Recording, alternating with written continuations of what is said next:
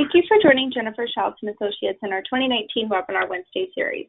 We are coming to you live from downtown Washington, D.C. Our webinars are every Wednesday, and you can find the upcoming schedule on our website. Past webinars and all recordings are also on our website and on our YouTube channel, along with over 160 other recordings on federal contracting topics. All are complimentary. If you have questions for our speaker today, you can contact him directly with the information you'll see on the last slide. All right, just a little bit about us. We are a Washington, D.C. based firm and provide services for federal contractors. This ranges from market analysis reports to proposal writing and also post-award compliance. More information is on our website, so please visit us there. And this is an upcoming event. You can find more information here or also on our website. And we do offer advertising, so you can contact me for more information on that. And our webinar today is sponsored by AccuTrack. Here's a short message from them. Accounting Services is an 8A WOSB CPA firm committed to supporting entities sustain growth in government contracting. Our outstanding DCAA accounting solutions reduce audit risk, improve cash flows, and give you peace of mind. Contact us today to learn how we can enhance your DCAA accounting efforts. All right, let's go ahead and get started. Our speaker today is Krzysztof Mnarczyk, and he's going to be covering how to win other transaction authority awards. Krzysztof, thank you for joining us, and I'm going to go ahead and hand it over to you. Okay, well, thank you very much, Mallory, and hello, good morning, and good afternoon to everybody out there listening. So today, we're going to be covering other transaction authority. Some people call that OTA. Some people call the actual instruments or contracts that result from this specific authority other transactions, or maybe just OT, and some people call them other transaction agreements. Now that gets confusing, but for the purpose of this presentation, I'll be saying other transaction authority, OTA, is the actual law or authority that allows you to conduct another transaction, and I will call the actual contracts an OT, or another transaction. So to begin, I'm Krzysztof Mnarczyk. My background in other transactions and government contracts is as follows. I used to be a contracting officer for the Department of Defense. I also served as a JAG acquisitions attorney. But now I'm in the private sector, and I own a business, KrzysztofLLC.com, where I provide professional instruction, consulting, and expert witness services for government contractors and also government agencies. So my experience with other transactions started somewhere in 2015 or so. I wrote an article with a colleague of mine, Jason Myers, about other transactions because they were really picking up again as a hot topic, and they remain to be a hot topic today. So the article I wrote, you can email me for that article if you'd like. I'd be happy to give you the full copy. It's written as a frequently asked questions, kind of an overview. It's a little bit like what this presentation will be. It's just enough to give you a flavor and a little bit of an understanding about what an other transaction really is and how to understand them. So let's talk about the big picture. So what exactly is other transaction authority? What exactly is an other transaction? Well, why don't we start at the beginning? Other transaction authority actually grew out of the need for the government to enter into special contracts with commercial entities that are otherwise afraid of working with the federal government. It actually started with NASA, and it actually started in response to a threat that the United States perceived from the Soviet Union's launch of Sputnik. So in the 1950s, the mid-20th century, there was a great deal of stress between the United States and the Soviet Union, especially with the space race. So once the Soviets seemed to jump out ahead in the space race, the United States government decided that we need to move fast. And the normal, the traditional, the FAR-based contracts, they simply were not enough. So Congress actually gave NASA the ability to do things called Space Act agreements. These Space Act agreements were the early predecessor to what we now call other transaction authority and other transactions. the Space Act of 1958 allowed a lot more flexibility for NASA to go into partnerships, contracts, agreements, whatever you'd like to call them, with private industry firms to develop things for NASA. But it was such a success that the government soon began to spread this to many different agencies. So what we now know as Other Transaction Authority is something that originally started in NASA, but has since spread to places like Department of Defense, Department of Transportation, and other federal agencies that I'll mention later. But let's talk about what is an other transaction. Well, this is very difficult because we have to understand that an other transaction, an OT, is actually defined in the negative. So it's very difficult to grasp this concept, but because the Space Act, because Other Transaction Authority was created specifically to avoid the traditional federal acquisition regulation-based government contract, you have to think of it in the negative. Another transaction is not a procurement contract. It is not a cooperative agreement, and it is not a grant. Those are three of the more traditional forms of government-industry collaboration in a contractual sense. But another transaction is none of those. The reason it is none of those is because another transaction is designed to avoid the standard rules that apply to each one of those. So again, kind of difficult to understand, a little bit of a nuance, but is another transaction a contract in the common sense of the word contract outside of government contracting? Absolutely. Another transaction will result in a document that the government contractor signs and that the government signs, and it will be a legally binding instrument. And that sounds exactly like a contract because it is. But you will hear people tell you that another transaction is not a procurement contract. What they mean by that is that another transaction is not a traditional government contract, and therefore it is not subject to many of the rules, regulations, and laws that are otherwise applicable to a government contract. But here's what I want to impress upon you today. Despite the fact that an other transaction is not a procurement contract or a grant or a cooperative agreement, I want you to understand that an other transaction is indeed a contract. It is a legally binding instrument that imposes duties, rights, and obligations upon both parties. And I want you to understand that because an other transaction has so much flexibility. That is what it was in fact designed for, flexibility. That means you have greater freedom of contract when you're creating an other transaction as compared to traditional government contracts, which are FAR-based. When we have to use the FAR, we are subject to all sorts of what I would call training wheels. There are standard FAR clauses and solicitation provisions that you simply must use. Well, those don't apply to another transaction. So you, the federal contractor, and the United States government have a great deal of freedom. And I want you to remember that because, remember, since there are so few rules that apply to another transaction, you are pretty much starting in the same place that you would be if you just had a normal contract, a non-government contract.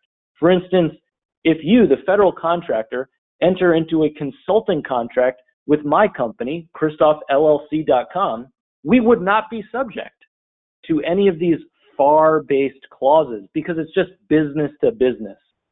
And so the sky is almost the limit, isn't it? There are so many ways to write a contract between a business and a business. Well, that is the main advantage of this other transaction authority. It allows the government and you, the federal contractor, to enter into a contract with the greatest amount of flexibility, where you do not have to fall back into these default clauses, standards, rules, and regulations. So some of the things that the other transaction will not be subject to, well, one big one is the FAR itself. It is not subject to the federal acquisition regulation clauses. It's not subject to the Contract Disputes Act. Here's a big one. It's not subject to cost accounting standards, the onerous accounting rules that apply to government contracts that use cost reimbursement. These are tremendous advantages. So this makes you ask the question, well, if the FAR does not apply to an other transaction, what does apply? That's why I want to move to the next slide. Common clauses you will see in other transactions. Okay, well, think about it. An other transaction is really a type of contract, but it's just not subject to the training wheels that normally fill in these gaps. In a traditional government contract, we have just an assortment of FAR clauses, and they tell the government when exactly to use those FAR clauses. Well, wait, we don't have that. That's not how it works in other transactions. We get to start from scratch. So the sky's the limit, but I'll go over some of the clauses that you can expect to see in another transaction with someone like, for instance, the Department of Defense. The Department of Defense does the great majority of other transactions. About 2/3 of other transactions are executed by the Department of Defense. So what are common clauses? Well, you're probably going to have some sort of a section about the scope of the agreement. What does this other transaction cover? What type of work does this cover? I can tell you that generally, other transactions are for innovative research and development and also prototypes. Prototypes are the more tangible proof of concept, if you will, a model or a system that demonstrates some new innovative technology. It's going to be either something like that or research and development. However, some agencies have much greater flexibility for what they can buy with another transaction. So scope of the agreement is something you will probably see in your other transaction and that you will be able to negotiate. Term or period of performance is absolutely critical. How about how you will be paid? There will probably be some sort of an obligation and payment clause explaining that you will either be reimbursed on a fixed price basis or maybe cost reimbursement or maybe some other way. Because remember, you do not have to be stuck in the paradigm of FAR-based cost and pricing systems. So other transactions allow very interesting clauses like, for instance, cost sharing. Sometimes the government will enter into an other transaction with a federal contractor like you, where they decide that the project is so important for, say, the industry or the economy, that the government will actually foot, half of the bill, while you, the federal contractor, will foot the rest of it. That would be a cost-sharing agreement. Another really important clause or set of clauses to pay attention to would be the intellectual property clauses, because other transactions are not subject to the law that applies to most other government contracts, which is the Bayh-Dole Act. Bayh-Dole, named after the two legislators that created it. So the patent rights, the data rights, the intellectual property rights of your other transaction are absolutely critical for you to negotiate and understand, because those are the exact types of flexibilities that you can take advantage of that you would not otherwise be able to do in a normal government contract. In fact, the intellectual property flexibility of another transaction is one of the main reasons why the government created this authority. Most people would agree that other transactions allow you to avoid the FAR and the burdensome regulations and rules that apply to normal government contracts. That's one. And then number two would be the cost accounting standards, which is the burdensome accounting regulations that apply to government contracts. And then the third big reason would be they allow you to avoid the intellectual property requirements of FAR-based contracts, which are often not so good for a federal contractor. Okay, so let's move on to the next slide.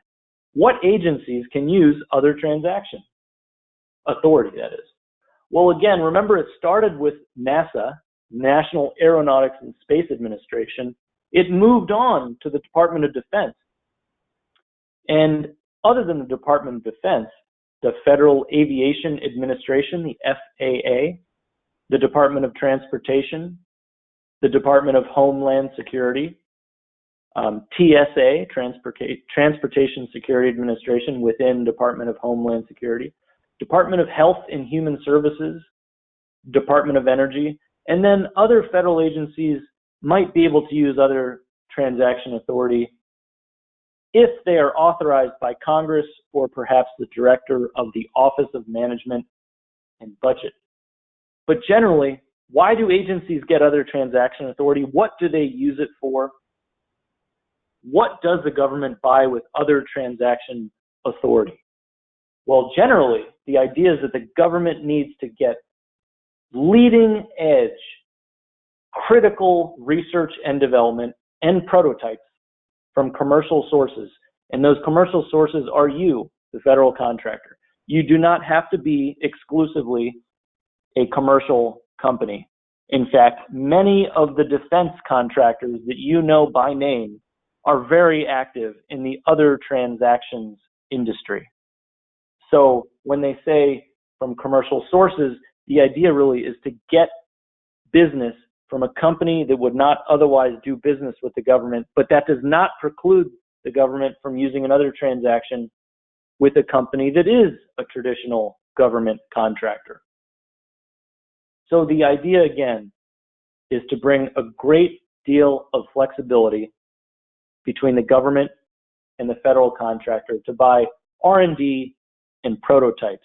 One of the best examples of this would be DARPA, Defense Advanced Research Projects Agency.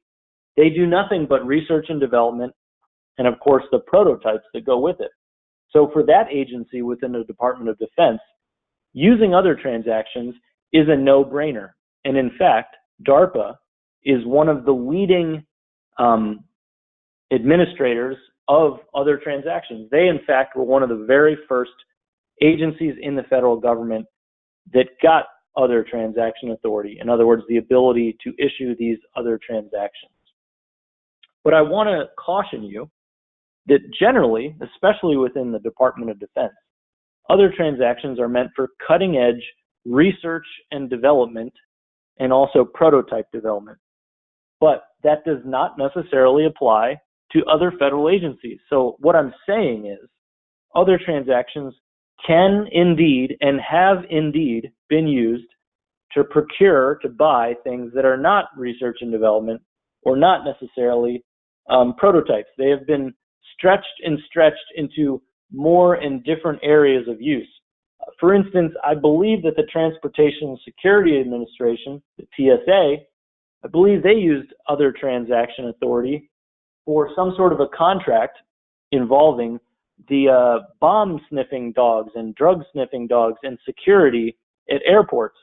It was such a difficult arrangement to use a traditional government contract to procure these working dogs for the TSA and the security systems, people, processes, and equipment surrounding them. You know, you have to feed the dog, train the dog, transport the dog. There's all sorts of things going on with that. And TSA found that the best way to do this with the most flexibility for this innovative arrangement would be through other transaction authority. What I'd also encourage you to do, and what you can learn about in the second part of this series coming up at 12:30, which goes into a deep dive in other transactions, I would encourage you to watch the changes that are happening in other transaction authority. Remember, other transactions are based on laws, statutes passed by Congress, and these change, and these are changing. In fact, every year in the National Defense Authorization Act, every recent year has brought significant change to the way the government conducts its other transaction authority. And it is, in fact, a subject of great controversy and discussion within the government contracts industry. So you can expect a lot of changes in the future, and it's something that you should watch. With that, this concludes my presentation on other transaction authority. Again, my name is Christoph Minarczyk, the owner of ChristophLLC.com, providing expert advice in government contracts through consulting, instruction, and expert witness services. If you'd like the article that I wrote with my colleague Jason Myers on other transactions, you can feel free to email me at christoph@christophllc.com. And with that, I'll turn it back over to you, Mallory. Thank you, Christoph, for sharing your knowledge and insight today. Today's presentation has been recorded and can be found on our website or YouTube channel within about 48 hours. If you have questions about today's topic, please contact Christoph at the email shown on your screen. And thank you, everybody. This concludes the webinar.